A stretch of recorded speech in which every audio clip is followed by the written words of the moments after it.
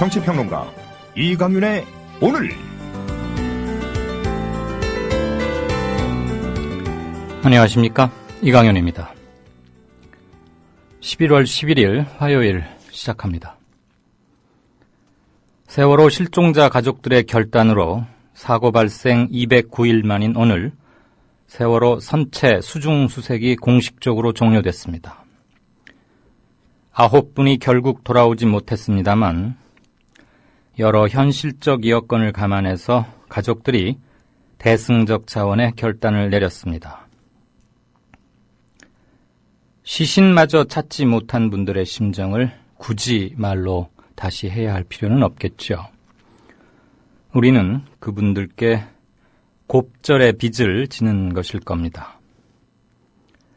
확실한 진상규명과 책임자 문책, 그리고 재발 방지책 수립만이 세월호 가족들의 대승적 결단에 10,000분의 1이라도 보답하는 길일 겁니다. 선체 수색은 오늘로 끝이지만 진정한 의미의 세월호 참사 진상규명은 오늘부터 시작입니다. 잠시 후 시작합니다.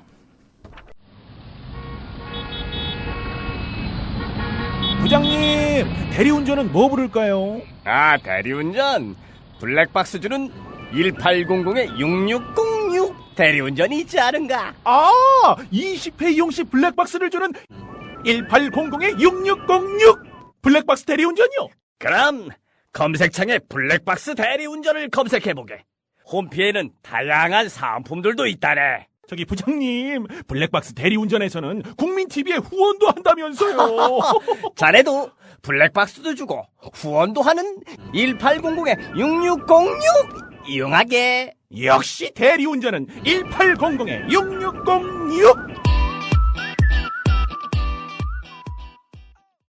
차 살 때 어디서 검색했어? 카넥트요. 차 살 때 어디서 견적냈어? 카넥트요. 차 살 때 어디서 할인받았어? 카넥트요. 카넥트 모르세요? 구글 플레이 스토어나 애플 앱스토어에서 다운받은 앱이요. 차량 재원, 이미지 검색부터 결제 조건에 따른 견적 비교를 한 방에 차 살 때 찾는 앱 카넥트를 지금 다운받으세요. 자동차의 모든 것 카넥트. 넥트 카넥트.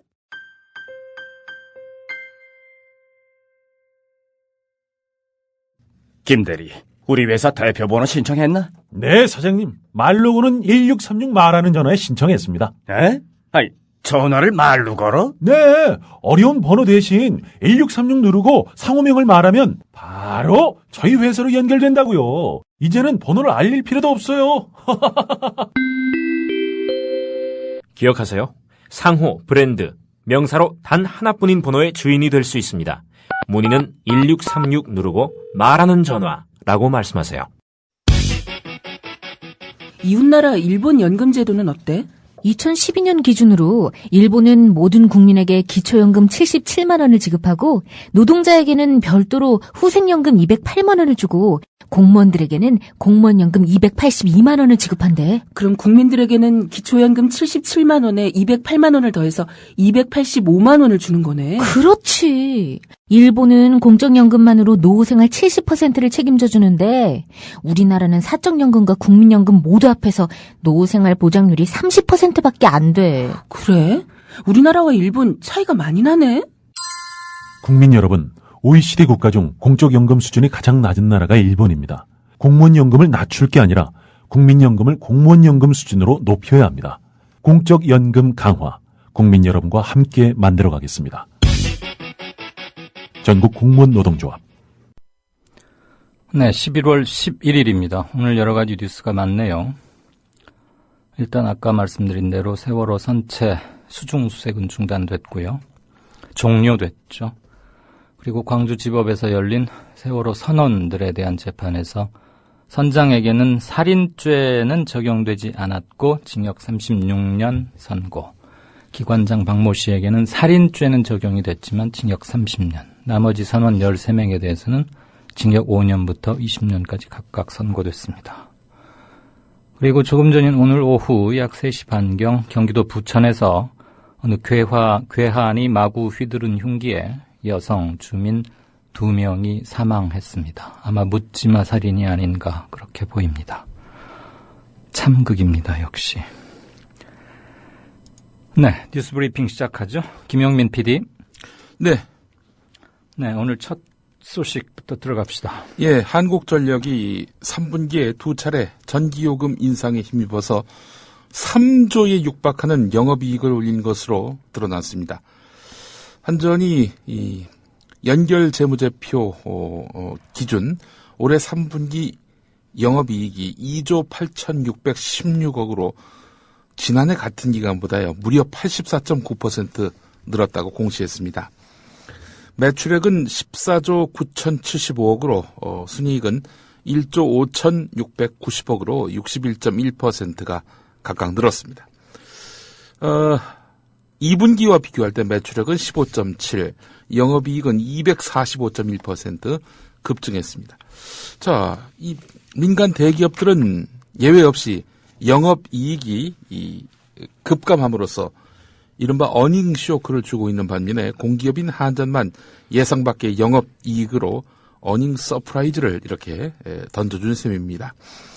이처럼 한전이 3분기에 4조 600억의 영업이익을 올린 그 삼성전자에 육박하는 천문학적인 영업이익을 거둔 것은 지난해 1월과 11월에 이례적으로 2차례나 전기요금을 올린 데다 올해 국제유가가 급락함으로써 연료비가 감소했기 때문으로 분석되고 있는데요. 자, 이처럼 천문학적 영업이익을 올렸으면은 당연히 전기요금을 내릴 생각을 해야 되는 거 아니겠습니까? 근데 추가 인상을 검토하고 있는 것으로 알려져서 전기요금을 인상할 때 국민들이 가만히 있지 않겠지요. 저항에 직면할 것으로 보입니다. 자, 이번 영업이익은요, 대기업이 아니라 국민이 모두 부담한 것이기 때문에 국민이 봉이라는 그런 지적도 나오고 있는데요. 산업용 전기, 이거 뭐 올려도 마땅할 텐데, 이거 뭐 가정용 전기, 이런 걸로 해서 이 이득을 얻고 있는 양상이란 말이죠. 이거는 매우 부적절한 행태다. 이런 지적이 나올 것이고요. 한전 앞으로 전기요금 올리기 쉽지 않을 것 같습니다. 네, 지금 킬로와트당 단가, 부담 단가도 가정용이 산업용보다 월등히 높죠. 네. 기업들의 수출 경쟁력을 확보해 준다는 차원에서, 즉 생산 코스트를 낮게 해준다는 차원에서 산업용 전기를 좀 싸게, 네. 집에서 쓰는 것보다 훨씬 싸게 공급했는데, 예. 공기업이 적정 수준의 이익, 사실은 이익보다는 국민들에게 안정적인 공적 서비스를 제공하는 거가 공기업의 목표이니까, 예. 이렇게 더군다나 또 저 삼성동 땅 아주 비싸게 팔아가지고 그 장부부의 수입도 대단했던 거 아닙니까? 네. 아직 뭐 돈이 들어온 상태가 아니기 때문에 가격 인상 놓고 뭐 충분히 문제가 제기될 만한 영업이익이군요. 예, 그렇습니다. 앞으로 또 뭐 이제 그 현대자동차로부터 들어올 또 액수 생각하면은 뭐 한전 표정 관리를 하지 않을 수가 없을 것 같은데요. 네. 그리고 오늘 뭐 가장 큰 뉴스, 관심이 가장 집중된 뉴스이자 세월호 참사의 성격을 규정하는 중요한 1심 공판이 열렸는데, 예. 승무원들에 대한 선고, 즉 살인죄는 지금 선장에는 적용이 안 됐죠. 네. 이거에 대한 그 가족들의 반응 나왔습니까? 네, 세월호 가족대책위원회가 가족들의 기대가 무참하게 무너졌다 이렇게 한탄했습니다. 광주지법 앞에서 기자회견을 열었는데 재판부에서 이준석 선장에게 사형을 선고해서 타인의 생명을 지킬 의무를 저버리고 목숨을 구하기 위해 수백 명을 희생시켰을 때 자신의 생명도 보존할 수 없을 것이라고 천명해 주기를 바랐다. 이러면서 피고인들은 침몰하기까지 선내방송을 하는 승무원에게 연락을 하거나 퇴선 명령을 하지 않았다. 그 때문에 수백 명이 사망하거나 실종되고 생존자들도 트라우마를 겪고 있고 가족들까지 일상을 잃어버렸다. 이렇게 강조를 했습니다.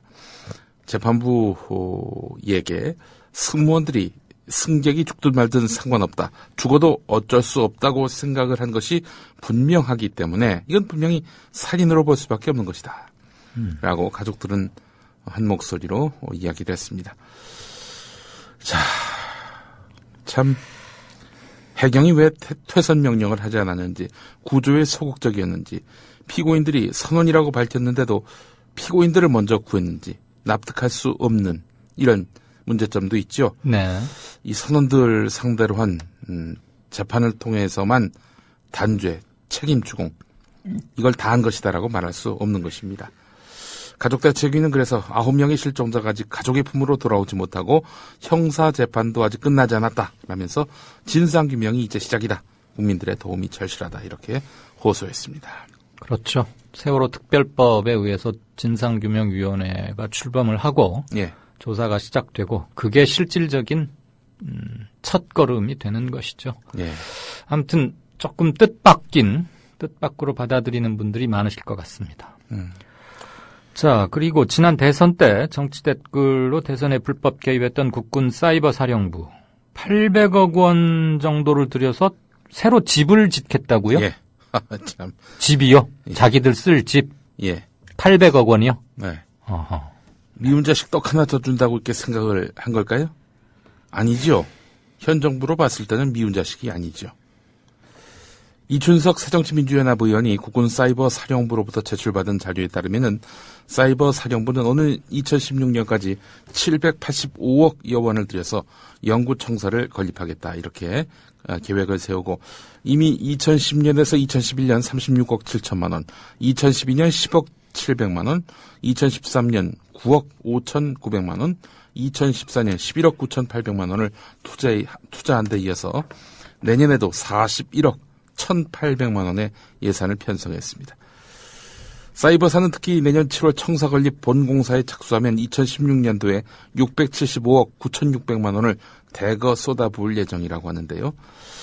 자, 사이버 사령부의 조직적인 대선 개입에 대한 명확한 진상규명이 아직 이루어졌다고 볼 수 없고 법적 근거도 불분명한 심리전단 조직을 유지하고 있는 상황에서 지속적인 예산 지원을 한 것은 사이버 사령부의 국내 정치 관여에 불씨를 살려놓는 것과 마찬가지다라면서 대폭적인 삭감을 요구했습니다. 새정치민주연합 이춘석 의원이 그러합니다. 이에 대해서 김민석 국방부 대변인은 반박 브리핑을 통해서 사이버 사령부가 정치 댓글 관련한 수사, 재판 과정에 있지만 최근 북한의 각종 사이버 위협에 대비하지 않을 수 없다라면서 사이버 청사 사업은 2012년 3월 20일 합동참모회의 당시 부대시설 규모와 필요성을 사전 검토해서 승인한 사업이다. 현 사령부 주둔 지역은 40년 이상 노후한 건물이기 때문에 국방부 종합발전계획에 따라서 철거될 대상이라면서 청사 신축의 당위성을 주장했는데요. 아니 사이버 사령부 집에서 하면 되는 거 아닙니까? 굳이 청사를 지을 이유가 뭐겠습니까? 청사를 지어야 사이버 심리전이 가능하다. 이런 얘기도 언뜻 듣기는 이해가 안 됩니다. 김 PD. 예. 그동안 그러면 자체 사옥이 낡아서 댓글을 2만여 건밖에 못 달았다 이 얘기입니까? 앞으로 더 열심히 달아야 되기 때문에 좀 더 첨단 현대화된 곳에서 신속하게. 예. 아직도 상수도 혜택을 받지 못하고 있는 200여 전방의 내무반 병사들이 생각납니다. 예. 800억을 그래 생돈을 들여서 집 짓는 데 쓰겠다 이 말이죠. 참 대단하군요. 면상이 얼마나 두꺼울까요? 정말 이렇게 모렴치한 자들을 처음 봅니다. 진짜. 그 사령관들 전현직 사령관 2명이 지금 군 검찰에 기소가 된 상태인데 네. 하려던 것도 중단하는 게 옳죠. 이럴 때는. 예. 정말. 자, 그렇고 사이버를 잘못 읽을 뻔했습니다. 사이비로 말이죠. 예. 그렇게 잘못 읽어도 크게 틀릴 것 같지는 않습니다. 며칠 전부터 공무원 노조에서 새누리당의 공무원 연금 개정안 놓고 투표했죠. 예. 결과가 어떻게 나오리라고 예상은 했는데, 좀 정리해서 전해주시죠. 50여 개 단체로 구성된 공적연금 강화를 위한 공동투쟁본부. 아마 이 공투본은요, 진보 보수 가릴 것 없이 모든 공무원 단체가 총망라됐을 것이다. 이렇게 볼 수 있을 것 같습니다. 오늘 여의도 새누리당사 앞에서 기자회견을 열었는데요. 자, 44만 5,208명이 새누리당 공무원연금법 개정안 찬반 투표를 했는데 아마 공무원들이 찬반 투표를 했겠죠. 길거리 지나다니는 분한테 투표하라고 했을 것은 아닐 테고요. 어쨌든 44만 5,208명입니다. 자, 이 가운데 98.64%가 반대했다고 합니다. 투표율도 높고 찬성률은 훨씬 더 높군요. 예. 반대율은. 예, 그렇습니다. 그러니까 43만 9,145명이 새누리당 개정안에 반대한 것으로 나타났다 이렇게 볼 수 있겠습니다. 공무원들이 대략 한 100만 정도 되는 걸로 알려져 있죠. 그렇죠. 예, 이 가운데 43만이 이건 반대한다라는 뜻을 분명히 했단 말이죠. 네. 투표에 참여하지 않은 사람들까지 다 일일이 물어보게 된다면은 그 비율은 더 늘어나게 될 것이 분명해 보입니다. 찬성은 4,411표, 0.99%였습니다. 1%도 안 되는 것으로 나타났습니다. 네. 이런 상황에서 정부 여당은 그냥 연내에 반드시 개정하겠다 이런 입장을 밝히고 있는데요. 예. 공무원 집단, 결국 자신들과 손발을 맞추는 그런 집단 아닙니까? 이 집단과의 어떤 소통, 대화, 합의, 이것도 못하면서 국민들과의 소통, 대화, 합의, 요원한 거죠, 한마디로. 네네. 예. 밀어붙이겠다는 정부 여당 생각을 좀 바꿨으면 좋겠습니다. 그런데 이 투표도 좀 말이 많긴 합디다만 어쨌거나 공무원들 의사는 다시 한번 수치로 확인이 된 거니까. 44만이면요, 이건 뜻이 너무나 명확하게 확인된 거라고 볼 수 있지 않겠습니까? 그렇죠. 노조에서는 이제 압박령으로 실시한 여론조사일 가능성이 높기 때문에. 네. 그렇잖아. 여기서 반대표, 그러니까 새누리당 개정안에 찬성한다고 표를 던진 0.99%. 이분들의 생각이 좀 궁금해지는군요. 네. 혹시 서명하라고 압박받았던 고위공무원들 아닌가요? 그분들은 여기 투표했을 리는 없을 것 같고요. 예.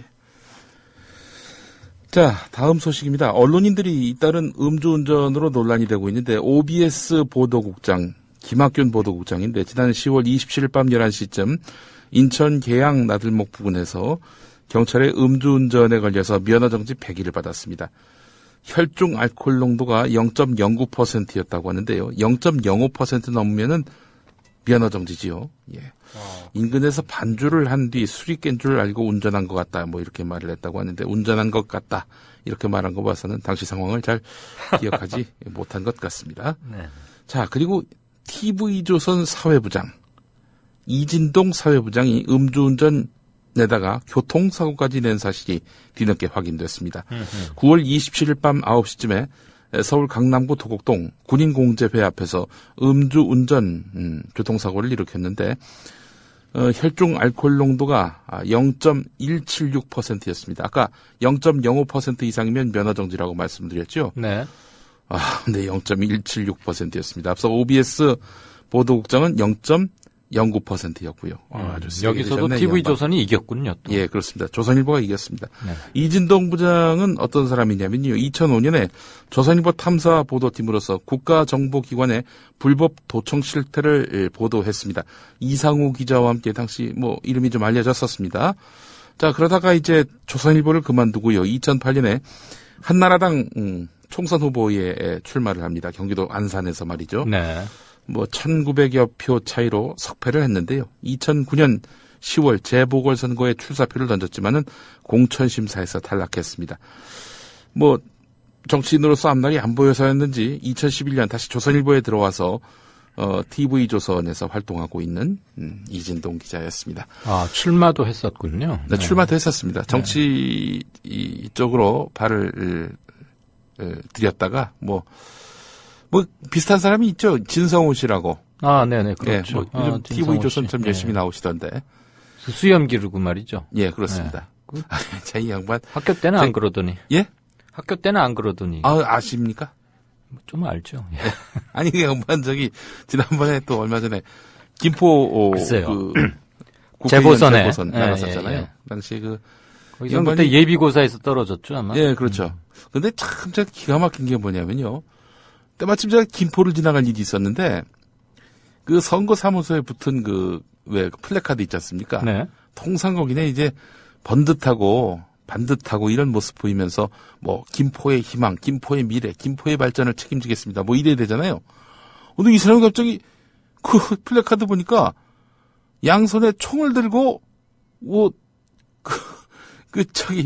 유권자를 향해서 총을 쏘는 그런 포즈를 취하는 사진을 찍어놨어요. 그래서 이게 뭔가 봤더니 저격수다라고 TV조선에서 하는 프로그램. 아마 여러분 저 기억하십니까? 여기 나왔습니다. 이런 차원에서 붙인 것 같은데 아니 어느 유권자가 자기한테 총을 향해 드는 그런 후보를 좋아하겠습니까? 뭐, 그 뒤로는 저격수. 뭐 또 바꿨더만요. 근데, 참아이가, 진성호 씨. 저격수다가 뭐 대단한, 뭐, 인기 프로그램인 것으로 착각을 했던지, 예. 아니, 요즘 대리운전이 아주 차고 넘쳐서. 예. 문자 메시지도 막 하루에 굉장히 여러 통 오고 그러는데 왜들 그걸 안 하고 이렇게 사고들을 내고 그런지 모르겠네요. 네, 그리고 또 1544-9412 우리 국민 대리운전도 있고요. 예. 블랙박스 주는 대리운전 번호를 잊어먹었습니다만. 알겠습니다. 네. 저희 광고주 아닙니까? 예. 예. 뭐 이런 데도 있는데 말이죠. 그래요. 자, 잘 들었습니다. 예, 오늘 여기까지 하겠습니다. 네, 지금까지 뉴스 브리핑이었습니다. 조합원 여러분, 미디어 협동조합 국민TV 사무국장 조상훈입니다. 지난 1년 국민TV는 여러분의 출자금으로 운영됐습니다. 라디오 방송을 유지하는데도 돈이 들 테니 월 조합비를 받아가라고 재촉하는 분들도 계셨습니다. 하지만 그럴 수 없었습니다. TV 방송을 시작하고 받는 게 도리라고 판단했기 때문입니다. 어려운 재정 상황을 무릅쓰고 마침내 2014년 4월 TV 방송을 시작했습니다. 이제 국민TV의 지속과 확장이 필요합니다. 여러분의 월 조합비 납부가 있어야 가능한 일입니다.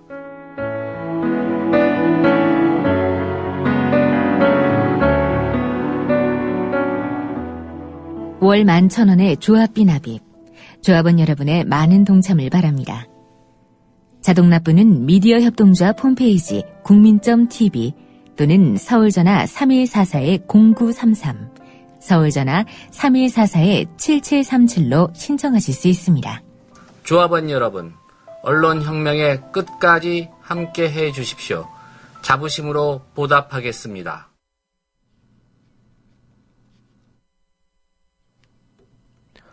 네, 5시 52분 막 들어왔습니다. 게시판 좀 보고 다음 코너 진행하죠. 낙엽님, 김용민 분량 너무 길다 이러셨군요. 한 14분, 15분쯤 하는 건데요. 조금 조정은 할 여지는 있겠습니다만 그날 뉴스 발생에 따라서 조금 길 수도 있고 짧아질 수도 있습니다. 어차피 생방송으로 90분 채우는 거고 시간 배분은 뭐 저희 제작팀에게 굉장히 중요한 요소니까 그건 조금 믿고 맡겨주셨으면 하는 생각이 있습니다. 국물도 없수다 님, 요즘 판사들은 형량 가지고 장난을 친다. 일단 제가 그냥 그대로 낭독하겠습니다. 살인죄가 아니라면서 36년형은 뭐냐? 윤일병 구타 사망 사건의 판결도 살인이 아니라면서 45년을 때리더니 좀 구차한 것 같다 이런 말씀을 주셨네요.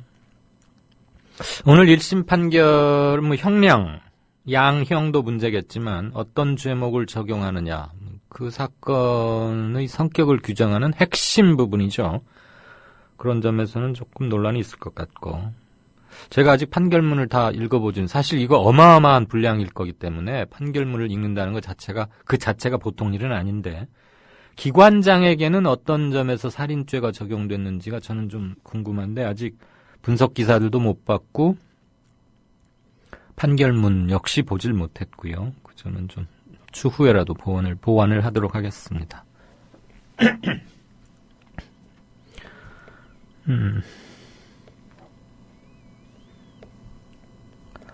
돈이 돈다님, CNN에서 세월호 판결에 대해 속보를 전하고 있는데 기관장만이 살인죄를 받았지만 승객 그거군요. 승객 죽음 때문이 아니라 부상당한 기관원들을 구조하지 않은 죄. 저거죠. 그 조리 파트에 있는 여성 2명이 기관실에 근무하는 선원들을 데리고 기관장이 탈출하는 과정에 복도를 지나는데 조리실에서 근무하고 있던 여성 2명이 부상한 채로 쓰러져 있었죠. 여성 2명이. 근데 그들 곁을 그냥 지나쳤었던 거 보도 여러분들 아마 기억나실 겁니다. 어떤 텔레비전 뉴스에서는 당시 그들이 아마 선실 3층이라고 저는 기억하는데 그들이 이렇게 그 여성 조리원 2명 곁을 스쳐 지나가는 것을 이렇게 뭐라 그러죠? 시뮬레이션이라 그러나요? 뭐라 그러죠? 그 가상현실, 버추얼 스튜디오처럼 이렇게 해서 하는 것도 기억이 나는데 그것을 적용했군요. 승객을 승객 구호 의무를 소홀히 했다거나 그게 아니고 자기들은 탈출하러 가면서 쓰러져 있는 그리고 상처 입은 그래서 자력으로 거동불능한 다른 승무원들을 그냥 곁에 두고 방치하고 떠났다. 그래서 살인죄다. 하하, 그렇다면 글쎄요. 그렇다면 승객들을 놔두고 떠난 것도 살인죄 아니겠습니까? 더 이해가 가지 않는군요. 어쨌거나 이건 지금 CNN 보도라는 겁니다. 논란이 많을 거라고 저도 아까 2시 45분에 뉴스트라다무스인가? 그 프로에서 이걸 전하면서 이런 얘기를 좀 했었는데 결국 승무원 누구도 승객의 죽음에 대해서는 살인죄를 적용받지 않았다. 네, 논란거리입니다. 이건 간단히 끝날 문제는 아닌 것 같습니다. 이 CNN의 보도가 맞다면 말이죠. 처참한 현실이군요. 로게이지니스님, 살인죄 적용 여부 그리고 형량, 언도된 양형에 대해서도 사뭇 이해하기 힘들다 이런 분위기가 굉장히 많군요. 그러니까 윤일병 구타 사망 사건의 주범인 이병장에 대해서는 징역 45년, 이준석 선장 징역 36년. 아마 최종적으로 2심, 3심까지 가면 실제 형량은 20년도 채 안 나오지 않을까 이런 얘기 주셨습니다.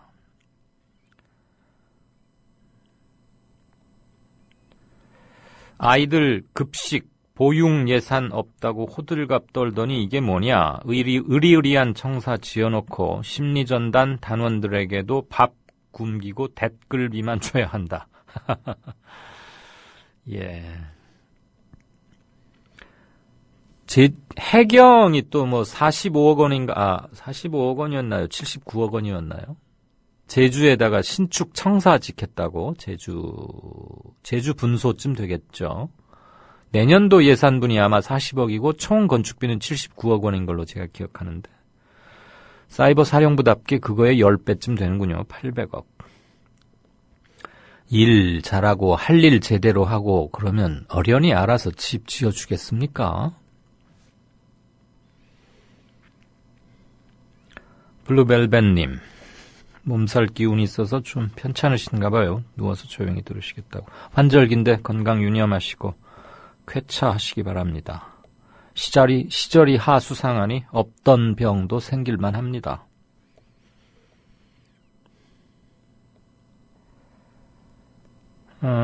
도니돈다님이 오늘 제가 트윗을 잘 안 해서 잘 모르는데요.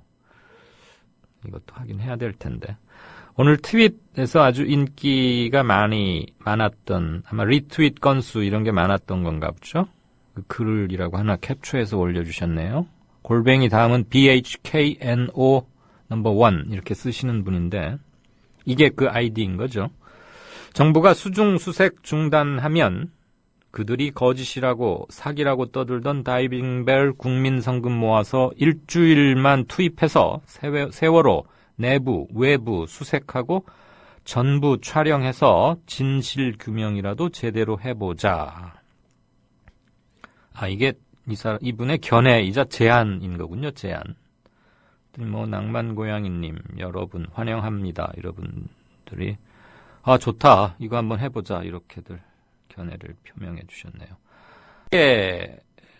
헤드라인 제목만 전했던 뉴스. 경기도 부천에서 그 흉기 휘둘러가지고 여성 2명 사망했다는 거예요. 주차 다툼 끝에 벌어진 일이었군요. 그렇다면 더더욱 안타깝습니다. 주차 때문에 시비를 벌이다가 40대 남성이 흉기를 휘둘러서 2명이 사망했네요. 부천 중동에서. 참. 그 층간소음 이런 것도 주민 간에 끔찍한 일을 부르고 낮이라면 출퇴근 시간이 아닌 낮이라면 주택가에서 조금 주차 사정이 좋을지는 않을까 하긴 꼭 그러진 않겠죠. 요즘 차량 보급은 너무 많고 주차 공간은 태부족이니까. 그나저나 어쩌다 이렇게 그래서 2명이나 사망을 하다니. 어쨌거나 지금 사회가 좀 사람들이 많이 각박해 있고 뭔가 쫓기고 굉장히들 날카로워져 있는 게 아닌가 싶습니다. 안타깝습니다. 네, 하나만 더 보고 다음 넘어가죠. 녹차향님이 5시 35분에 올려주셨는데요. 저는 중학교 국어 교사입니다. 모방, 시, 쓰기 수업. 아마 이렇게 그 기성 작가나 시인의 시를 읽거나 공부하고 그것을 이렇게 참고해서 시를 지어보는 그런 수업인가 보죠. 모방, 시, 쓰기 수업. 한 학생이 이런 작품을 완성했네요. 마음이 저려오면서 다시 한번 잊지 말아야겠다. 그런 마음을 다잡아 본다는 어느 교사 선생님이, 국어 선생님이 올리신 건데, 길지 않으니까 한번 읽겠습니다. 이 바쁜 때 웬 설사라는 김용택, 전주 섬진강가에 있는 농민 시인이죠. 김용택 시인 선생. 소낙비는 오지요. 소는 뛰지요. 바닥에 풀은 허물어지지요. 설사는 났지요. 허리끈은 안 풀어지지요. 들판에 사람들은 많지요. 이거 유명한 시죠. 아주 아슬아슬하고 그냥 오마조마하고 뭐라고 해야 됩니까? 막 다급해 죽겠을 상황과 심정을 잘 묘사를 했는데 이 시를 공부하고 어떤 학생이 이렇게 썼답니다. 지금 이게 어느 학교? 중학교. 이 맑은 때 웬 침묵? 세월호는 떠나갔지요. 그대들도 떠나갔지요. 우리들의 마음은 허물어지지요. 잊을 순 없지요. 노란 리본을 들며 말하지요. 하늘 위에서는 못다한 꿈 이루길 바랍니다. 와, 박수 치고 싶습니다. 대단하군요. 가군도 딱딱 맞춘 것 같고요. 세월호를 대하는 우리들의 자세 이런 것들 좀 흐트러지는 건 아닌가 이 중학생 눈에는 그렇게 보이는 모양입니다. 아주 정직한 것 같고. 우리들의 마음은 허물어지지요. 잊을 순 없지요. 하늘에 위에서는 못다한 꿈 이루길 바랍니다. 네, 그 학생 이름을 알았으면 낭독을 해드리겠건만. 고맙습니다. 녹차향님. 네, 게시판 조금 있다가 다시 한번 체크하겠습니다. 정치평론가 이강윤이 함께하는 국민라디오 이강윤의 오늘.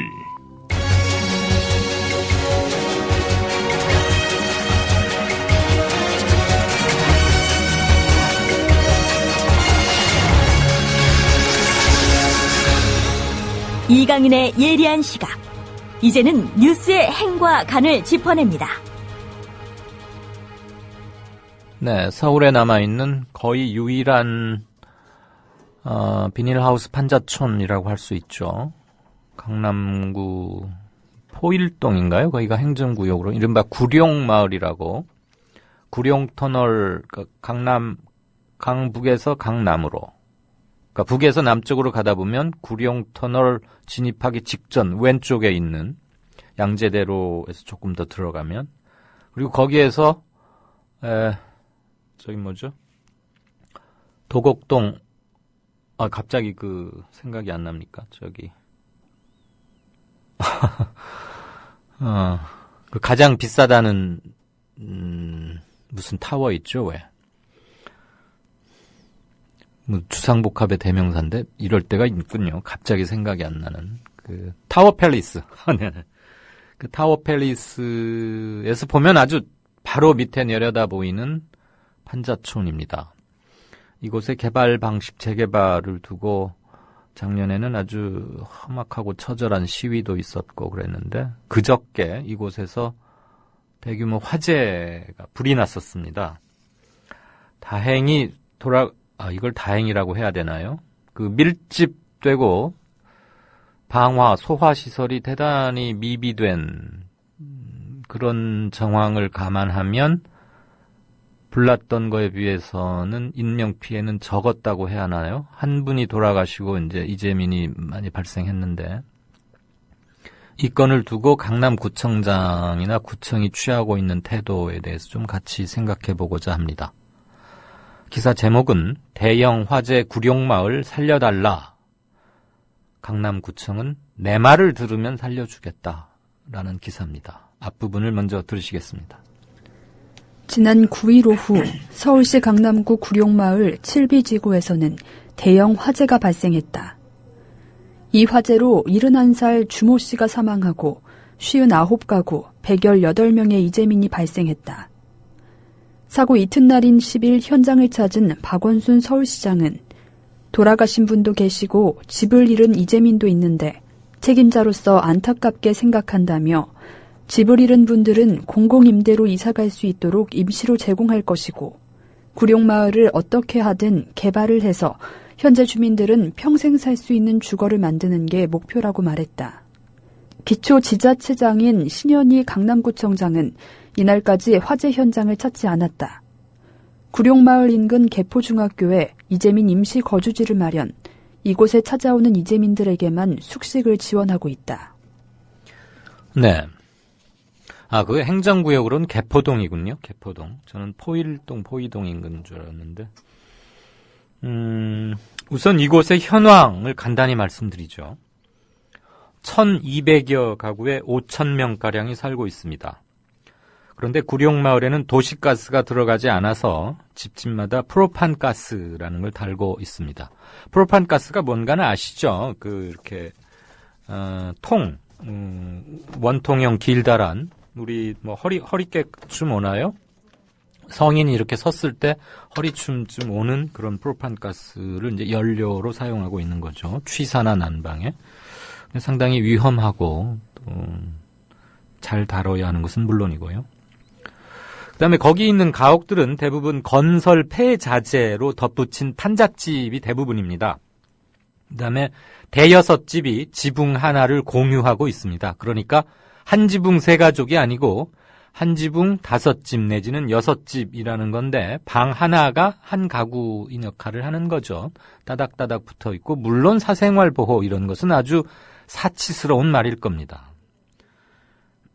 그리고 마을 전체 위쪽에는 전깃줄 이런 것들이 막 이렇게 복잡하게 얼려 있고 서울의 개발 직전에 무슨 청계천이라거나 이런 곳을 그다음에 성남의 초기의 광주 대단지 이런 곳들을 연상하시면 아마 될 겁니다. 그분들 살고 계신 그분들에게는 죄송합니다. 누추함을 제가 속속들이 들추어내고자 하는 것이 아니고 그곳에 있는 마을을 우리가 텔레비전 매체가 아니니까 보여드릴 수가 없어서 그냥 이렇게 글로 묘사를 하는 겁니다. 이렇다 보니까 여러 가지 사고 위험에 많이 노출이 돼 있죠. 우선 한 군데서 화기나 불 관련을 잘못한다면, 이를테면 불씨가 됐건 또는 어느 집에서 불 관리 잘못해서 번지거나 또는 누전이거나 간에 이런 것들이 나면 삽시간에 번져버리기 대단히 쉬운 구조라는 얘기입니다. 더군다나 프로판가스를 쓰고 있기 때문에 그게 만약에 화재가 났는데 제대로 차단이 되지 않는다거나 해서 만약 폭발로 이어지면 어마어마한 피해는 불가피하고 항상 사고 위험을 안고 산 수밖에 없는 동네인 것이죠. 그래서 구룡마을 사시는 분들은 화재를 비롯해서 여러 가지 사고를 예방할 조치를 좀 마련해달라고 여러 차례 관할구청, 강남구청이겠죠. 거기다 요구를 했지만 강남구는 법적인 이유를 들어서 이를 묵살해 왔답니다. 그런데 그런 사고가 나서 118명의 엊그제 화재가 나서 한 분 71세 되신 분이 사망하고 118명 60가구 이재민이 발생을 했습니다. 구룡마을에서는 해마다 여름 그리고 겨울에 이재민이 잦게 발생하고 있습니다. 산 중턱 토사 위에 집을 지어놨기 때문에 판잣집을 여름 장마철에는 늘 또 수해를 거의 매번 입고 있고요. 겨울철에는 크고 작은 불이 많이 계속 나왔습니다. 그래서 지난 5월달, 해마다 반복되는 일이긴 하지만 올해도 지난 5월달부터 강남구청에 안전대책 수립을 요구했는데 구청은 받아들이지 않습니다. 왜냐하면 재개발 방식을 두고 서울시와 강남구청 그리고 주민들 사이에 의견 대립이 심하게 몇 년째 지속되어 오고 있기 때문입니다. 그 재개발 방식을 제가 여기서 논하거나 어느 쪽을 편들고자 하는 것은 아닙니다. 다만 불이 났고 겨울철로 접어드는 늦가을 환절기에, 그러니까 계절이 바뀌는 즈음에, 그리고 겨울로 갈수록 화재의 위험이 많다는 건 너무 당연하죠. 건조해지고 화기를 다루는 일은 많아지니까. 그런데 사고가 났습니다. 그러면 강남구청장은 그 구룡마을에서 자기가 표를 많이 얻었건 적게 얻었건에 관계없이 관내에 사고 취약 지역일수록 좀 더 세심한 배려를 하고, 이것은 무슨 은총을 베푸르라 이런 게 아닙니다. 안전 차원에서요. 안녕과 안전, 생존. 지난 4월 16일 이후로 대한민국 최대 화두는 안전과 생존 아니었습니까? 그러면 재개발 방식을 두고 구청과 심한 갈등을 빚고 있는다 하더라도, 그러면 구청과 의견이 다르다고 그 사람들의 안전은 방치되어도 좋습니까? 지난 5월 달부터 주민들이 최소한의 안전사고 예방 대책을 좀 취해달라고 해왔건만 당신들과 나는 재개발 방식을 두고 심각하게 의견 대립 중이고 갈등 중이니까 강남구청, 우리 구청이 하려는 방향으로 재개발에 찬성하지 않으면 당신들의 요구를 들어줄 수 없다. 이건 공공기관이 아니죠. 그건 개인들 간에, 사인들 간의 계약 관계에서는 그럴 수 있는 거 아닙니까? 서로 힘겨루기를 하거나 이해관계가 상충했을 때 내가 강자고 당신은 약자다. 근데 당신이 나에게 무엇을 희망한다면, 그리고 당신의 의지를 관철시키고자 한다면 내가 내거는 어떤 조건을 받아들여라. 그럼 내가 이렇게 해주겠다. 그건 개인들 간의, 사인들 간의 거래죠. 계약 관계고. 이건 그런 게 아니지 않습니까? 그리고 지금 강남구청이 하려는 방향이 꼭 옳은 것도 아니고 서울시청이 하려는 방향도 일장일단 있는 것이고, 주민들은 또 주민들 입장에서 자기들의 재개발 방식을 주장할 수 있는 거 아니겠습니까? 법적으로 충돌하는 게 있다면 시청과 구청이 머리를 맞대고 주민들을 설득하거나 이렇게 해서 당신들을 도와주고 싶어도 법적으로 이러할 수밖에 없으니까 이런 걸 해야지. 강남구청 내가 하려는 방식에 따르지 않고 있으니까 당신들 좀 얄밉다. 솔직히 말하면. 그러니까 당신들이 지난 5월 달부터 해왔던 안전사고 예방대책 별로 외면하다가 불이 났어요. 한 분이 돌아가셨고 118명이 집을 잃고 이재민이 됐습니다. 그러면 구청장은 일단은 와봐야 되는 것 아니겠습니까? 사고 취약지구에서 잘못하면 큰일이 날 뻔했는데 그나마 인명피해가 이 정도였다면 와서 현장을 한번 보고 무엇이 문제인가도 보고, 우선 당장 120명 가까이가 그나마 있던 자기 몸 한 칸 누일 한 뼘떼기 방마저 없어진 거 아닙니까? 그럼 어떻게 뭔 조치를 취해야 되는데 와보지도 않았어요. 화재 다음 날 박원순 서울시장이 거길 왔습니다. 그래서 이제 당연히 시장으로서 할 수 있는 거 뭐겠습니까? 위로를 하고 주민들의 이제 현안을 청취하고, 또 가기 전에 당연히 브리핑은 들어서 사정은 알고 갔겠죠. 그렇지만 시장이 가자마자 거기 가서 환지 방식으로 할 거냐, 주민 방식으로 할 거냐, 강남구청과 서울시청 방안을 반반 믹스해서 하자고 할 거냐, 그럴 건 내놓을 수는 없지만 적어도 큰일 날 뻔한 동네에 가서, 또 대표적인 소외 지역 아닙니까? 그럼 가서 위로를 하고 손이라도 잡아드리고 그랬어야죠. 그런데 강남구청장 신연희 강남구청장입니다. 여성분이죠. 물론 굳이 말하자면 정당을 밝힌다면 새누리당이고요. 이 신 구청장은 그 뒤로도 전혀 와볼 생각도 없고 그렇게 하고 있습니다. 저는 그게 올바른 풀뿌리 민주주의의 자치단체장의 올바른 처신인가, 그런 점을 얘기하고자 하는 겁니다. 이곳이 서울 강남에서, 강남 한 복판에서 그렇게 많이 떨어진 것도 아닙니다. 그 구룡터널을 빠져나오면 그때부터 이제 분당이 시작되는, 그러니까 서울의 끝이긴 하지만 집단 거주 지역인데 이곳은 법적인 문제도 있고 해서 지금 재개발이 안 되고 있는 곳이고 어렵게 사시는 어려운 형편의 분들이 밀집해 있는 곳이니까 이런 데일수록 많은 배려를 해야 하는 것은 안전과 안녕 차원에서 너무 당연하다. 그런데 강남구청장의 처신은 문제가 있다. 이런 점이고, 이렇습니다. 비단 서울에 우리가 관심을 돌려야 할 지역이 이곳뿐이겠습니까? 아니겠죠. 인근에 개미마을도 있을 것이고 강북에도 몇 군데가 더 있고 전국적 차원으로 보면 더 많죠. 그런데 우리가 복지나 배려를 무슨 시혜를 베푸는 차원에서 해서는 안 되는 것이고요. 세금으로 모아진 총 재원, 우리의 가용한 자원을 재분배하는 차원에서 우선순위를 설정하자. 그것은 공동체성을 회복하고 유지하고 강화하는 쪽으로 쓰여져야 한다. 왜? 공공재니까. 그렇게 함으로써 우리 사회가 지속 가능한 발전을 이룰 수 있는 토대를 마련한다. 그런 점에서 제가 드리고자 하는 말씀입니다. 야권 성향의 박원순 시장은 그 다음날 와서 자상하게 살폈고, 새누리당 출신의 구청장은 안 와봐서 밉다. 그런 건 전혀 아니었고요. 공교롭게도 둘의 처신이 달랐는데, 서울시장이 와볼 정도면 관할 강남구청장은 더 먼저 갔어야 되는 것이고, 시장이 한 번 오면 강남구청장은 2번, 3번 가야 하는 게 인지상정 아니겠는가. 그런데 개발 방식을 두고 우리 말 들어라. 그러면은 들어주겠다. 이거는 올바른 행정의 자세가 아니다. 이런 말씀을 다시 한번 강조하고자 함입니다. 뉴스 행간이었습니다.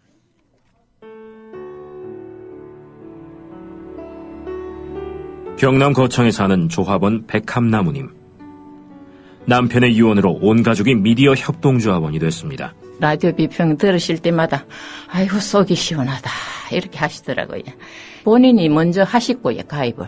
예, 그 뜻을 이제 알았기 때문에 손자, 손녀 6명까지 그렇게 이제 다 가입을 하게 됐지. 작고한 부부는 왜 국민TV 조합원 가입, 이것이 이 시대에 꼭 필요한 언론운동이라고 확신했을까요? 가슴 아픈 가족사가 있었습니다. 저는 민족일보 조영수 그분 그때부터 관심을 많이 가지시고 제 동아투이 그때 남편이 광고도 내고 또 한겨레 주주도 되시고 저희 시어른 되시는 분이 보도연맹에 억울한 죽음을 당하셨습니다.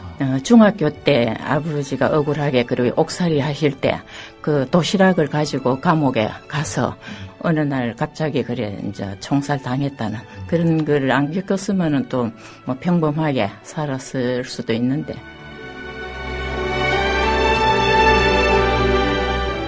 여러분도 공정언론 건설에 함께하지 않으시겠습니까? 국민.tv 미디어 협동조합 홈페이지에 들어오셔서 조합원으로 가입해주세요. 전화 서울 3144-7737, 3144-0933으로도 하실 수 있습니다. 이강윤의 오늘, 이제는 정가 산책으로 함께합니다. 정치권 동향, 생생하게 풀어드릴 분은요. 네, 한국일보 양정대 기자, 안녕하세요. 네, 안녕하세요. 이거 어떻게 된 일입니까? 새누리당 보수혁신위원회, 말도 많고 탈도 많으신 김문수 지사께서 위원장 맡고 있죠. 그런데 네네. 혁신안을 냈는데 의총에서 퇴짜를 맞았다고요? 그러면 오늘 원래 오늘 이제 1차로 이제 국회의원 특권 내려놓기 이것과 관련해서 몇 가지 안을 이 보수혁신위원회가 마련을 했었습니다. 네네. 대표적인 게 이제 체포동의안 처리 문제. 이거 같은 경우는 지금 제출해서 24시간 이후 72시간 이내에 이게 이제 가결되지 않으면 결국은 이제 폐기 처리되는. 그게 현행 방식이죠. 그렇죠. 현행 방식이죠. 그런데 그거를 이제 무조건 그때 부결되지 않으면 그냥 가결되는 걸로 그렇게 이제 처리를 하자. 자동 폐기가 아니고 했었고요. 자동 그렇죠. 폐기가 아니고 투표에 들어가서 부결만 안 되면은 통과된 걸로 하자. 그렇죠. 네. 자동 처리가 되는 걸로. 처리가. 그렇게 그 안이 하나가 있었고요. 그 다음에 얘기한 게 이제 의원들의 불법은 아니더라도 이 편법적인 정치자금 모금 통로로 이렇게 악용된다 이런 얘기들이 많았었던 이제 출판기념회를 아예 금지하는 그런 방안을 추진을 했고요. 또 의원들이 이 세비를 꼬박꼬박 타가는 거에 대해서 일 안 하고 세비 타가는 거 이거 문제 많지 않냐면 이런 지적들이 나오는 것과 관련해서 의원들도 무노동 무임금을 적용하자 이런 제안을 했었죠. 근데 이런 의원 특권 내려놓기와 관련해서 이제 몇 가지 안을 그동안에 이제 제출을 했는데 네. 이것과 관련해서 이제 의원들의 동의를 얻어서 어쨌든 이제 당론으로 이거를 처리하려고 그렇게 이제 준비를 해 왔었는데요. 오늘 막상 의원총회에서 아주 의원들이 뭐 아주 싸늘한 반응을 보였다고 합니다. 실제로 뭐 이거 가지고 이제 주로 얘기한 건 아니 의원 특권 내려놓는 이 문제 벌써 3년 4년 전부터 계속 해왔던 얘기 아니냐. 이걸로 지금 혁신위가 마련해야 될 혁신안 이런 게 바로 뭐 이런 뭐랄까요 좀 보여주기식 이런 거여야 되느냐. 오히려 이 진짜로 보수가 좀 어떻게 앞으로 이념과 정체성 논쟁 이런 것들을 거치면서 보수가 가야 할 길 이런 거 보여줘야 되는 건 아니냐. 뭐 이제 이런 지적들이 좀 나왔다고 하고요. 예. 실제로 의원들 사이에서는 말씀드렸던 그러니까 출판기념회 같은 경우는 사실 많은 의원들이 이게 지금 돈이 뭐 개인적으로 이렇게 재산이 많은 의원이 아니라면 예. 사실은 좀 현실적으로 이 정치자금을 마련할 통로가 지금 많이 없기 때문에 예. 어떻게 보면 좀 뭐랄까 이렇게 필요 악인 측면이 굉장히 큰데요. 예. 그 의원들 입장에서는 이게 결국은 돈 많은 사람만 정치하라는 얘기냐. 뭐 이런 좀 불만으로도 이어지는 대목이고요. 예. 또 이제 문호동 무임금 같은 경우는 아니 의원들이 하는 일이 사실 본회의에 출석해서 법안에 찬성, 반대 이것만 표시하는 게 아니고 실제 지역구 활동해야 되고 또 각종 이해관계인들 만나야 되고 그러다 보면 소관 상임위원회 혹은 본회의에 좀 본의 아니게 출석하지 못하는 경우도 있을 수 있고 또 여야가 이렇게 좀 치열하게 이렇게 대립하다 보면 사실은 회의 자체가 좀 무산되는 경우도 굉장히 많고 그런데 그런 때마다 이 세비를 못 주겠다 이렇게 나오면 이거 진짜 의원들 어떻게 하라는 거냐 이제 이런 불만들이 그동안에 켜켜이 쌓여 있었던 겁니다. 네. 그러니까 이제 이런 아주 현실적인 문제들 그다음에 앞서 말씀드렸듯이 혁신위가 이런 보여주기식 이런 거 말고 진짜로 좀 정말로 좀 고민을 진짜 치열하게 해야 될 문제 이런 거는 안 하고 왜 이런 것만 했냐 이런 불만들까지 한꺼번에 터지면서 원래 오늘 뭐 나름대로 좀 의결을 해서 모양새 좋게 그렇게 하려던 게 틀어진 겁니다. 예. 이렇게 되다 보니까 이 보수혁신 이 기치로 당대표 취임과 동시에 보수혁신 기치로 내걸었던 김무성 대표 그리고 이 보수혁신위원장을 맡으면서 중앙정치 무대에 다시 좀 멋있게 컴백해 보려고 했었던 김문수 전 경기지사 두 사람 다 대권 주자로 뭐 이름이 거론되는 사람들 아닙니까 여권 내에서 네. 이 두 사람은 좀 일단 모양새가 좀 우스워졌다 뭐 이렇게 말씀을 드릴 수 있을 것 같습니다. 예. 그렇다고 퇴짜를 놔버리면 이거 참 김문수 위원장도 머쓱해지고 다시 또 약간 그 수위를 좀 낮춰서 톤다운해서 무슨 혁신안을 하나 또 들이밀기도 뭐하고 이거 참 그러니까 오늘 이제 모양새가 좀 되게 우스워졌는데 그러니까 정확히 말씀드리면 뭐 의원들이 이거는 받아들일 수 없다 뭐 이렇게 결정을 한 건 아니고요. 그러니까 오늘 좀 모양새 좋게 이렇게 의결을 했어야 되는데 그렇지는 못했고 다만 그렇다고 해서 뭐 이거는 우리가 절대 수용 못한다. 네. 또 의원들이 그렇게 할 수 있는 상황은 또 아니었을 겁니다. 왜냐하면 이미 이제 뭐 언론 통해서 보도도 많이 됐고 만약에 오늘 그런 안들을 거부를 했으면 이거 뭐 새누리당은 혁신 의지가 없는 거 아니냐 이런 지적들이 나올 게 뻔했기 때문에 의원들이 좀 울며 겨자 먹기 식으로 뭐 그냥 가지 뭐 이런 식으로 정리는 됐는데 그렇다고 흔쾌히 박수 치면서 통과시킨 그런 상황은 아니었던 겁니다. 예. 그나저나 이건 역시 언론에 자주 나오는 말로 귀추가 주목이 됩니다. 체포동의안하고 출판기념회는 직접적으로 영향을 미치고 굉장히 가시적인 거잖아요.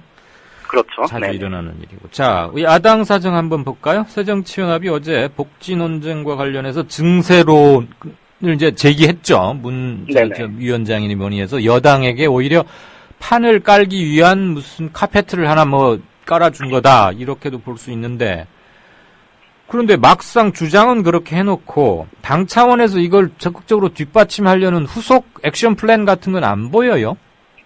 글쎄요, 만약에, 그러니까 그 증세 문제 같으면 사실은 어제 뭐, 그 사회자께서도 말씀을 하셨습니다만은 사실 정치인들이 증세를 이 전면에 내세운다는 게 굉장히 좀 어려운 일이지 않습니까? 그렇죠. 현실적으로. 네. 표 깎아먹는 일인데. 그렇죠. 그러다 보니까 사실은 이게 증세가 불가피하다. 그러니까 복지를 확대하려면 네. 증세가 불가피하다. 이런 좀 사회적인 공감대 이런 것들을 위해서 야당이 먼저 총대를 맨. 그리고 네. 특히나 이제 야당의 지금은 대표 역할을 하고 있는 이 문희상 비대위원장이 얘기를 한 거니까 어떻게 보면 정치권의 이 필요한 논쟁의 좀 단초를 마련한 그런 측면이 있지 않습니까? 그렇죠. 그런 실제로 이제 그렇게 하려면 사실은 진짜 좀 시쳇말로 목숨 걸고 이거를 해야 될 텐데 그런데 오늘 야당에서 나온 얘기들 굉장히 좀 희말태기가 없습니다. 희말태기가 없어요. 그러니까 당 지도부 차원에서 좀 그거를 적극적으로 얘기를 하고 당의 공식 창구인 대변인들이 좀 적극적으로 얘기를 하고 이렇게 돼야 네. 이게 이제 정치권에서 논란이 되고 또 이제 사회적인 논쟁이 촉발이 되면서 이게 이제 본격적인 이 논의의 테이블에 오를 텐데 예. 그런데 오늘 별 얘기가 없는 겁니다.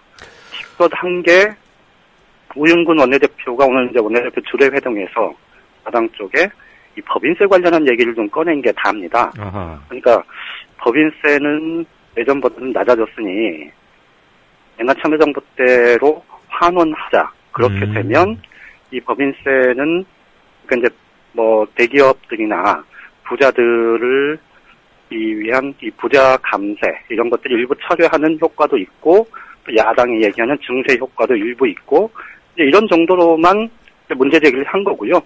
그래서 그 문제와 관련해서 어제 사실은 그 문희상 비상대책위원장이 얘기한 건 좀 사회적인 논의 기구를 만들자 이렇게 아주 공식적으로 제안을 한 것 아닙니까? 네네.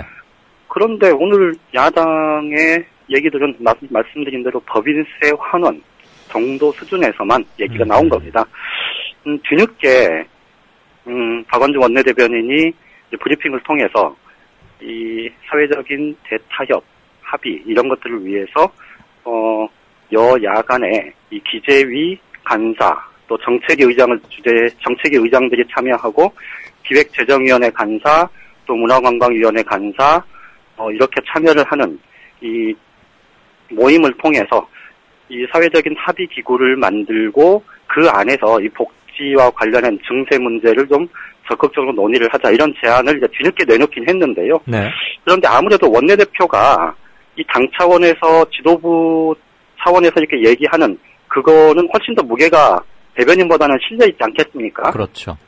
그러다 보니 실제 야당이 증세는 먼저 뭐 논하자 이렇게 테이블에 올리자라고 얘기는 해놓고 막상 얘기는 꺼내놓고 실제로 이거 표 깎아먹는다 이런 반발 때문인지 아무래도 눈치 보기 시작한 것 아니냐 이런 지적들이 나오는 겁니다. 그 양 기자, 그 네네. 증세 논쟁을 딱 꺼냈다면 어차피 네네. 증세는 불가피한 거 아닙니까? 그렇죠. 복지를 위해서. 그리고 그렇죠. 지금 네. 야당이 주장해온 진짜 복지를 하려면은 증세는 불가피하다고 예전 대선 선거전에서부터 말을 했던 사항이니까. 그렇죠. 네네. 아예 차제의 주도권을 쥐기 위해서 대강의 수치라도 제시를 하면서 여당을 이끌어가야 지금 야당에게는 이 복지 논쟁에 관한 한 주도권을 쥐고 잠재적 유권자들에게 어필할 수 있는 기회 아니에요? 그런데 왜 말만 해놓고는 가만히 있는 거예요? 글쎄 말입니다. 그래서 제가 아까 말씀드렸듯이 네. 사실 증세 문제를 꺼냈으면 네. 진짜로 이게 필요하다. 그렇죠. 정말로 이게 불가피하다. 이렇게 생각을 하면 예. 사실은 정말 제가 시쳇말이라고 말씀을 드렸던 것처럼 이 목숨 걸고 해야죠. 그렇죠. 네. 그런데 어제 꺼내놓고 오늘 하는 얘기들 보면 기껏 법인세 환원 딱 그 수준에서 이렇게 얘기를 대충 매듭 지으려는 것 아니냐. 그거는 그리고 실제로 이제 그거 관련해서는 이런 얘기도 나옵니다. 새정치민주연합이 지금 담뱃값 인상 얘기 네. 이거에 대해서 여당이 추진하는 것 이거 대충 이런 부분하고 예. 담배세, 주민세 인상하는 거 이런 것들 하고 법인세 환원하는 거 이거를 좀 바타하려는 것 아니냐 이런 얘기도 나오고 있거든요. 그러니까 어떻게 보면 야당이 도대체 좀 무슨 전략을 갖고 있는지 그런 부분들이 조금 뭐랄까요, 좀 믿업지 못하다 이런 예. 얘기들이 지금 계속 나오는 겁니다. 잘 들었습니다. 법인세 환원 가지고는 절대 감동 주기는 못할 것 같은데요. 글쎄 말입니다. 네, 잘 들었습니다. 그나저나 새누리당이 아주 어정쩡하게 돼서 또 하나 관전 포인트가 늘었네요. 네. 고맙습니다. 예, 고맙습니다. 네, 지금까지 정가산책의 한국일보 정치부의 양정대 차장이었습니다. 게시판 잠깐 보죠. 뉴스 재구성하고 진짜 인터뷰 남아있죠. 진짜 인터뷰는 오랜만에 우리 경제 과외교사 해줬었죠. 길경식 이사. 지금 오고 있습니다. 뭐 근처에 다 왔다고 메시지가 왔는데요. FTA, 한중 FTA, 그리고 최경환 이코노믹스, 최경환 노믹스 문제점, 전셋값 대책 이런 것들 좀 소상히 한번 들어보겠습니다. 이응자 2개 쓰시는 분, 이게 참 읽기 힘들어요. 이응. 야당 이번에도 또 표 깎아 먹을까봐 걱정? 조중동, 새누리 지지자들이 야당 찍어주니 서민들이 찍어주지. 그렇죠. 이거 무슨 얘기입니까? 상까치님? 박근혜 대통령께서 에이펙 지금 회의 참석 중이시지 않습니까? 베이징에서 열리는 거기에서 에이펙 회원국들에서 호환되는 교통카드를 만들자 이런 제안을 하셨다네요. 와, 이거 정말 창의적이고 파격적이고 어느 나라 원수도 도저히 흉내조차 낼 수 없는 기가 막힌 제안을 하셨네요. 환승 할인도 되나 모르겠어요. 에이펙, 우리나라 비행기 이렇게 찍고서 미국에 도착해서 지하철 타고 그러면 환승해 주나요? 어떻게 이렇게 깜짝 놀랄 만한 제안을 하실 수 있는 건지 역시 대단하십니다. 근데 다른 나라 정상들이 이거 알아들었는지 모르겠네요. 호환 교통카드라. 에이펙 같은 데 가서는 뭔가 좀 다른 얘기를 해야 되는 거 아닌가요? 뭐 동아시아 국제정세라거나 뭐 북핵 문제라거나 뭐 이런 것들, 일본의 우경화 문제라거나 그래야 되는데 교통카드를 만들자. 호환카드. 기왕이면 만들 거면 환승 할인까지 했으면 좋겠습니다. 록 에이지스님, 상식이 통하는 사람이 먼저인, 그리고 사람 사는 세상, 내가 원하는 세상이다. 이런 세상을 원하는 게 허영인 걸까요? 천만에요. 허영일 리가 있습니까? 새누리당 혁신, 퇴짜 놓은 거에 대해서도 좀 꼬집는 말들 해주셨고. 제가 아까 행간에서 얘기했던 신연희 강남구청장, 강남구 개포중학교에 마련된 구룡마을 화재 이재민 대피소에는 오셨답니다. 화재 현장에는 안 가고, 그 학교 강당에 와 계시는 이재민들 찾아가서 이렇게 격려하셨답니다. 아이고, 감사해야죠. 그래도 거기까지라도 온 게 어딥니까? 작년인가 재작년인가 혹시 기억들 나십니까? 청취자 여러분? 삼성동 아이파크 그 높은 주상복합 봉은사 옆에 있는 거기에 GS그룹인가 LG그룹인가 무슨 헬기가 한번 부딪혀가지고 무슨 사고 조금 났었잖아요. 조금은 아니고 사고가 났죠. 사실 큰일 날 뻔했는데 그때 그분들은 무슨 호텔에 이렇게 모셨었죠. 그 아파트 이렇게 깨지고 피해 입은 그 가족들이요. 주민들. 사고의 유형이 다르고 거주지가 달라서 그런가요? 아무튼 그런 생각이 납니다. 그때 아무튼 강남구청에서는 아이파크 헬기 사고 때 호텔로 했던 생각이 납니다. 네, 뉴스 재구성 듣겠습니다. 새정치민주연합 우원식 의원의 국회 예산결산위원회에서의 죽음. 최경환 경제부총리. 테이프를 돌리듯 같은 말만 반복. 기재부 장관님. 네. 이게 대통령 공약서인데요. 272페이지. 여기 보면 0세부터 5세 고용료 유아교육 국가 완전 책임제 실현 이렇게 됐거든요. 책임진다는 게 뭔가요? 책임진다 하는 게 국가가 돈을 100% 된다. 이렇게 저는 의미는 아니라고 보고요. 지금 지방교육 교부금이 내국세 20.27%를 내려보내주지 않습니까? 그러면은, 거기 안에서, 기본적으로 법정 의무사항인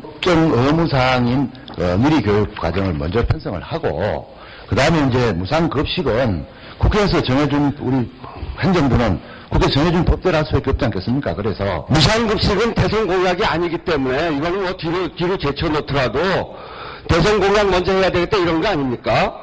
아이들한테 밥 먹이는 게 중요하냐, 미취학 아동 보육이 중요하냐, 이것을 누가 공약했는지 가지고 하자는 건데, 이게 도대체 이런 유치하고 졸렬한 발상이 어디 있습니까? 대답해보세요. 지금 뭐 공약하고 안 하고 그런 차원보다도 행정부로서는 결국은 법에 정한 대로 집행을 할 따름입니다. 첫째 아이 밥그릇 뺏어서 둘째 아이 우유 먹이겠다는 거랑 똑같은 소리입니다. 그게 정부가 할 일이에요?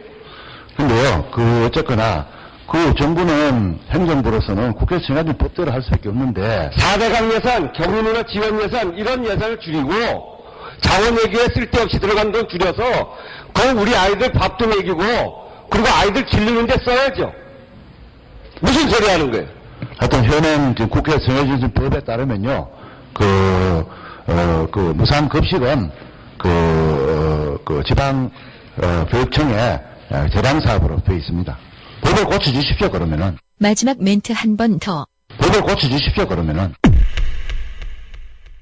최경환 부총리, 정의당 박완석 의원에게도 법 타령하다가 반박에 직면하는데. 이들이 대통령 공약이기 때문에 하고 안 하고 그런 차원이 아니라 법에 하도록 되어 있으니까 해야 되는 겁니다. 그래서 법은 국회가 정해주셨지 우리 행정부가 만든 건 아니지 않습니까? 그래서 법 얘기 자꾸 하시는데 법적 의무라고 얘기하는데 영유아보육법 시행령 그리고 지방교육 재정교부금법 시행령 이거 말씀하시는 거지 않습니까? 예. 유아교육. 그런데 유아교육.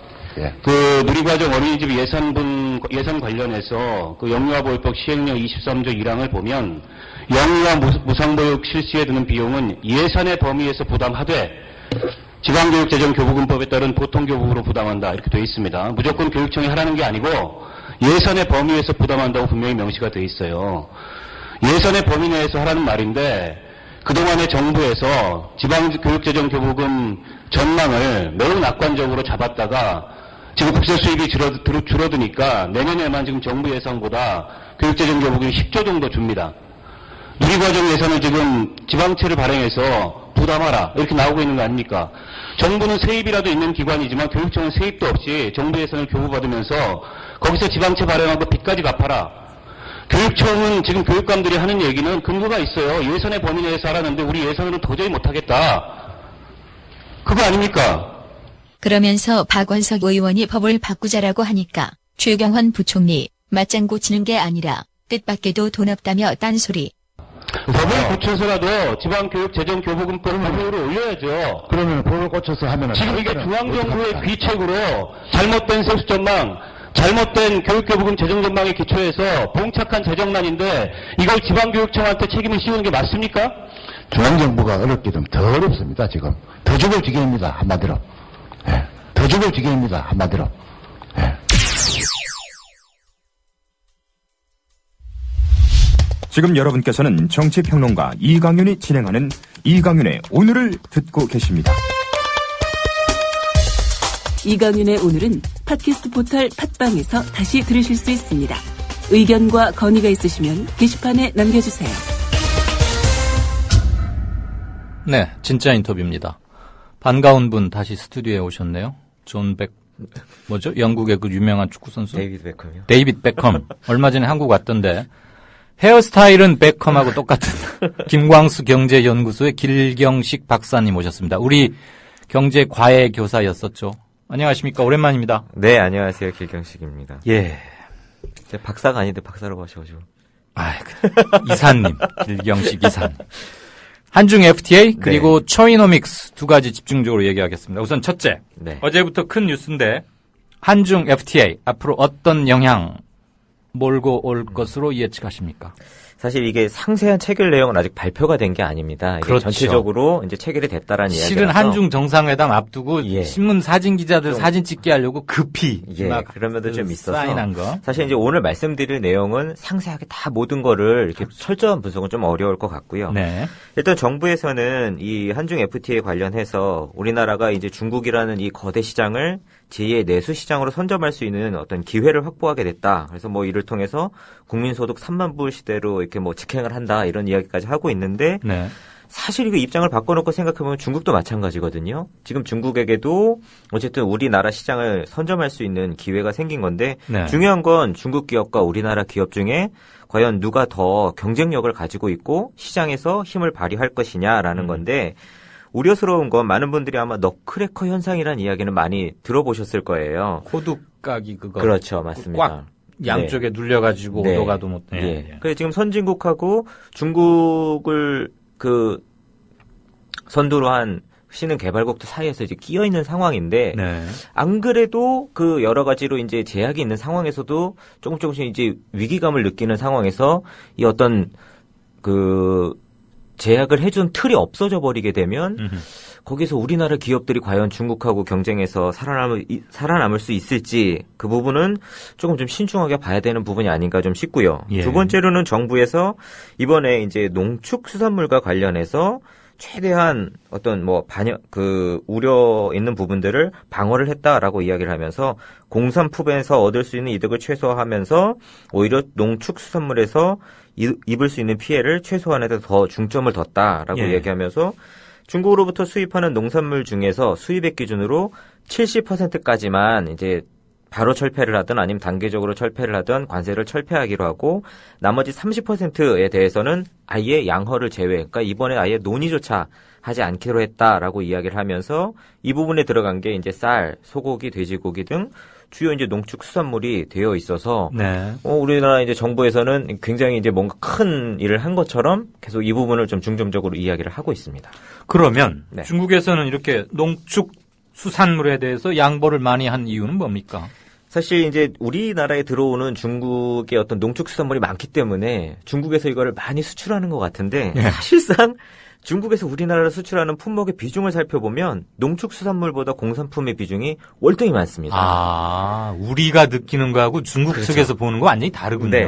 그러니까 이게 금액으로 따져보면 중국에서 1년에 우리나라로 수출하는 그 전체 수출액이 830억 달러 정도가 되는데 네. 이 중에서 농축수산물을 다 합쳐봐야 57억 달러 정도밖에 안 돼서 10%도 안 되네요. 예, 채 10%도 되지 않은 굉장히 좀 작은 수치에 불과하기 때문에 중국 입장에서는 농축수산물을 양보하고 대신에 주로 많이 수출하는 공산품 분야에서 조금 더 유리한 입장에서 아마 협상을 진행했을지 않을까라는 생각이 좀 들고 근데 만약에 그렇다라고 하면 굳이 왜 공산품과 관련해서 공세적인 이득을 취하지 않으면서 이렇게 빠르게 서둘러서 한중 FTA를 진행했는지가 좀 의문입니다. 왜냐하면 예.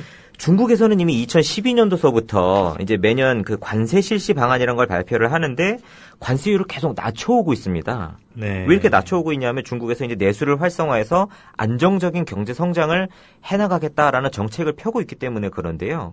그럼 가만히 있어도 관세가 내려가고 있는 상황에서 굳이 공산품에 대한 이득도 취하지도 못하면서 농수산물에 대해서 개방을 또 하고 왜 FTA를 지금 상황에서 이렇게 하려고 하는지 그 부분이 조금 이해가 되지 않는다라는 겁니다. 이 부분은 정말 우리 이른바 그 주류 언론 또는 제도권 언론들에서 못 보던 얘기인데 역시 과외 선생님 잘 오늘 모셨네요.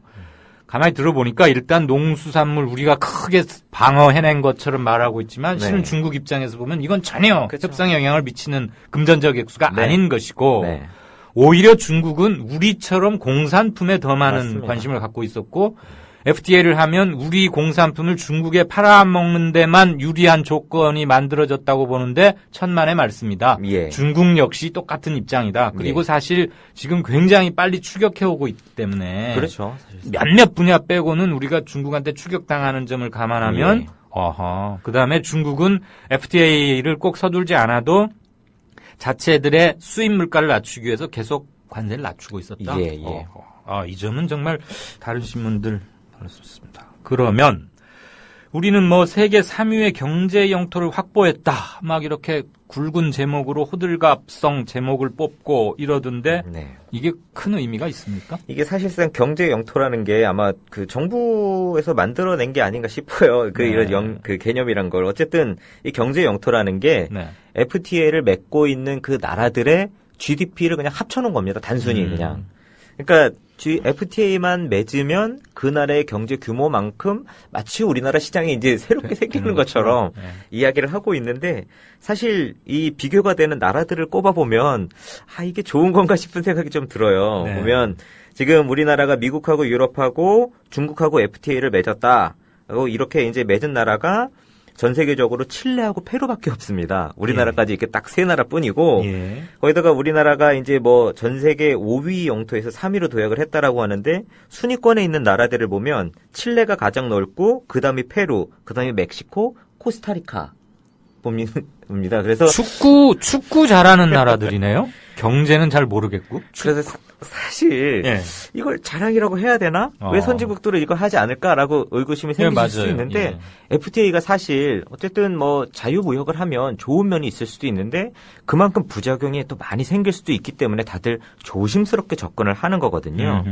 그래서 이번 중국과의 FTA도 관련해서 그냥 전체적으로 살펴보면 이게 FTA가 뭐 해야 된다 말아야 된다 그걸 떠나서 일단 중국하고 우리나라의 경제 구조 자체가 예전에는 상호 보완적이었습니다. 그러니까 중국에서 우리가 원자재라든지 중간재를 수입해서 완성품을 만들어서 다시 수출하는 형태였는데 지금은 오히려 이제 중국 경제가 너무 성장을 해버려서 우리나라와 보완적인 역할이 아니라 경쟁적인 역할로 이제 바뀌어버렸습니다. 그렇죠. 이런 상황에서 급작스럽게 시장을 공개를 해버리면 정말 국가에서 혹은 기업들이 예상하는 것만큼 우리나라의 큰 내수 시장이 열려서 우리나라 기업이 좋은 역할이 될지 아니면 오히려 이게 어떻게 보면 대기업 외에는 중소기업들의 경우에는 저가의 가격 경쟁력이 오히려 더 큰 기업의 경쟁력으로 아직도 작용을 하고 있는데 이런 상황에서 중국의 어떤 저렴한 이 가격 경쟁력을 갖춘 기업들이 급작스럽게 들어와 버리면 몇몇 수출 대기업만 빼고는 완전 초토화가 돼버릴 수 있는 오히려. 위기로 작용할 수도 있다는 거라서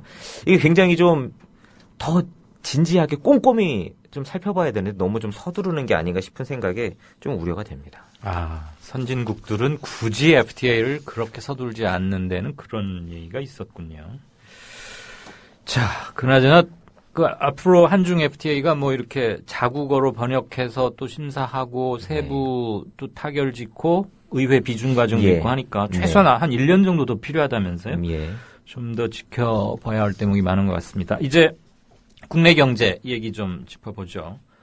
지난달 말에 최경환 부총리 이제 강력한 전세 대책, 부동산 대책 이런 거 발표했는데 기대했던 효과는 미치지 못하는 것 같대요.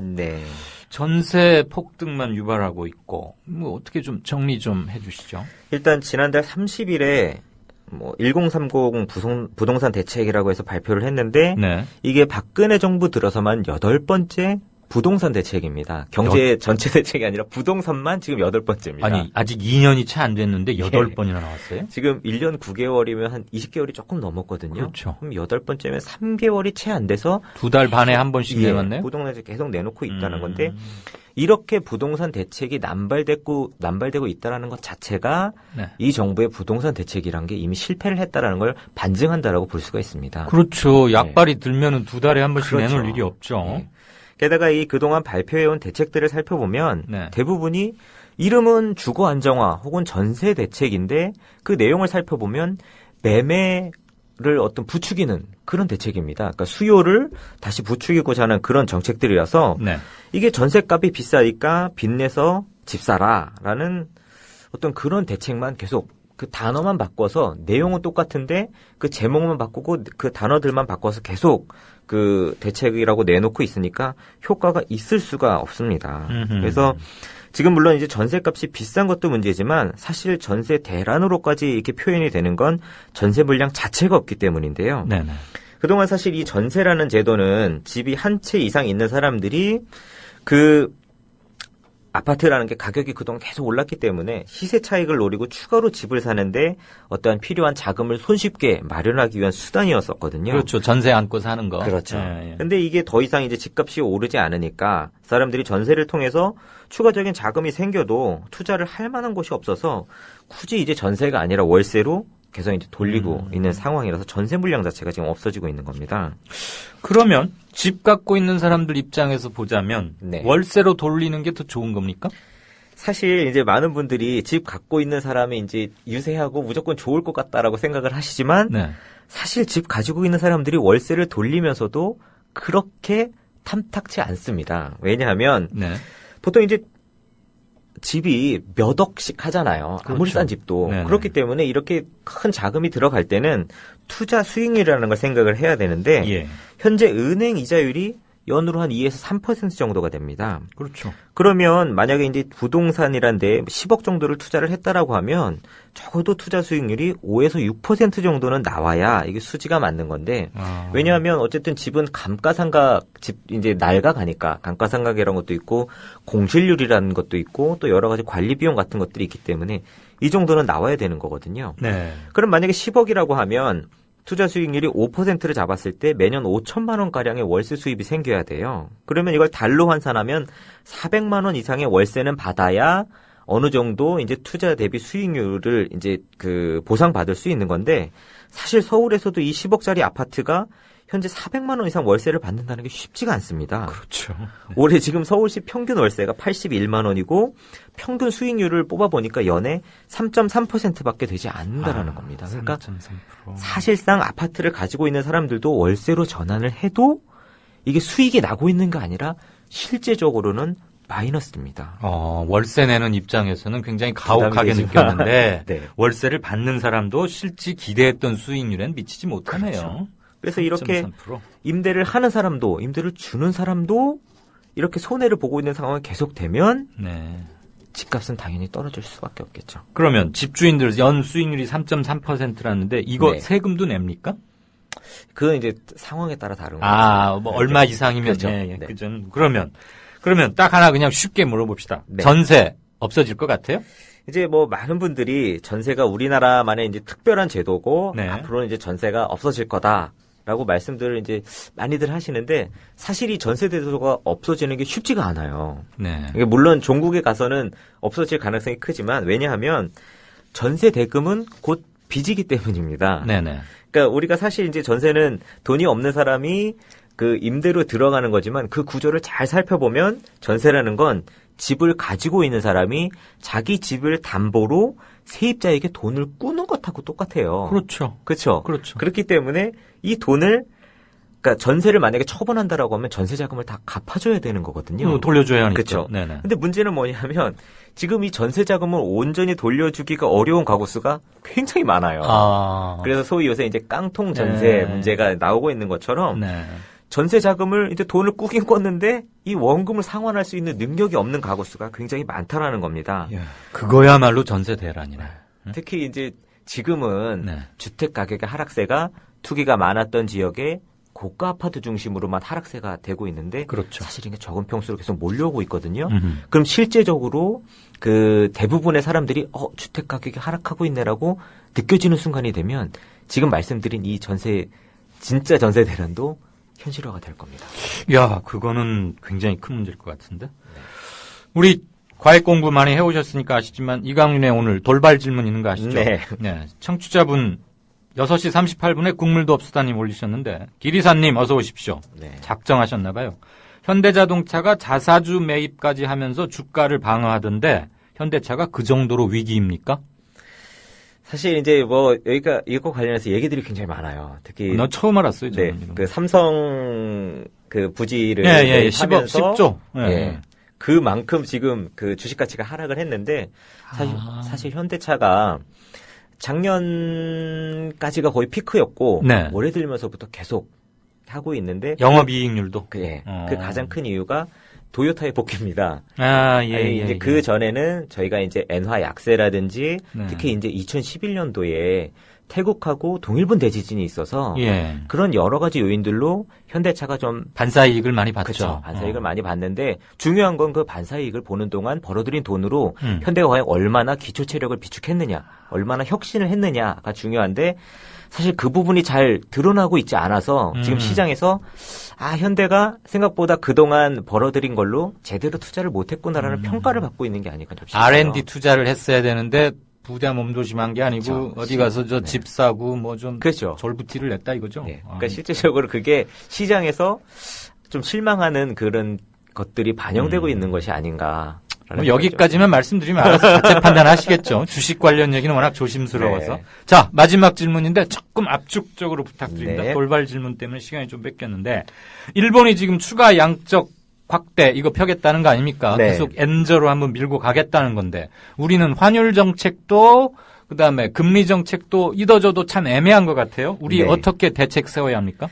사실 이제 이 부분은 조금 애매한 부분이 있는데요. 네. 우리나라의 수출 대기업들은 사실상 그 2008년도 글로벌 금융위기 이후에 수출 대기업들은 많이 성장을 했어요. 네. 그 이유는 우리나라에서 일단 그 금융위기 전에 930원 하던 환율을 1200원까지 좀 끌어올려줘서 그 어떤 수출 경쟁력을 밀어준 부분이 있고 또 뭐 여러 가지로 아까 말씀드렸던 2011년에 일본이 조금 휘청하는 바람에 반사이익을 본 부분이 있는데 중요한 건 이건 뭐 정책적으로 그렇게 할 수도 있다라고 칠 수가 있는데 문제는 이렇게 반사이익을 본 걸